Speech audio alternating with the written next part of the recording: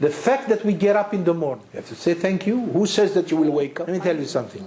In the book of Shulchan Aruch, it says you go to sleep. Throughout the whole night you don't feel anything. You know what is sleep? Sleep is a mystery. Did you ever ask yourself what is sleep?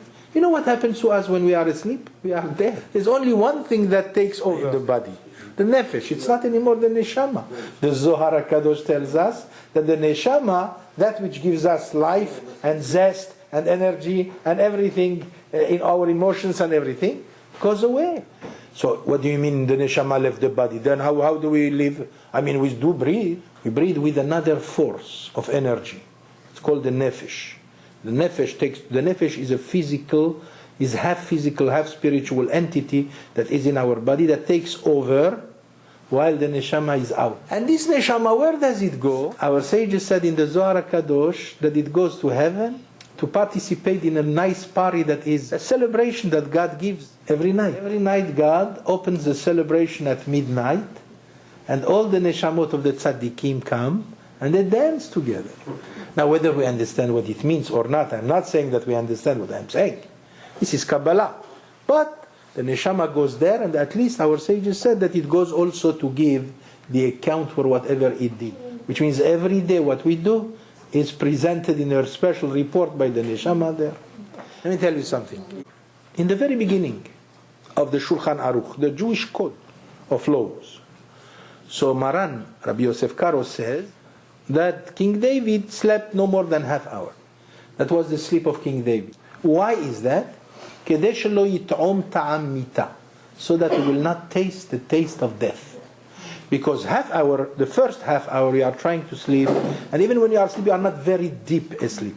As long as you are not very deeply asleep, you are not dead. But as soon as you are asleep in a way that you don't hear anything, I mean, of course, there's no, but normally when you are very heavily asleep, that's the time when the neshama left the body. Some explain that he slept every now and then half hour, because it's difficult for us to understand. How can he live without sleep? Only half hour, it's impossible. So you must explain that he did, let's say, during 24 hours, he had several times half hour. But every half hour he would get up and he would be busy doing things. Why half hour?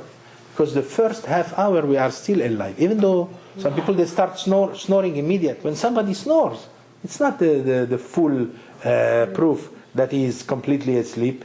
He's still trying to sleep. That's all. There's a certain mechanism in the nose relating to the throat that causes the person to do the snoring that he himself cannot hear when others hear. It's one of the miracles of God. It's amazing. In the morning when you wake up, you should know that means the neshama came back. If the neshama came back, it means we were dead and now we are alive. We wake up every day. That's a kindness that God gives us, and we have to say thank you. And that's the reason why as soon as we open our eyes, we wash our hands, we say Modeh ani lefanecha melech hay vekayam she'echzarta bi nishmati bechemla rabba emunatecha. So what it says, I thank you, O Lord, for giving back my soul into me. Rabba emunatecha, how great is my belief in you. And by the way, let me give you another information. It's good to know that it's not good to sleep during the day.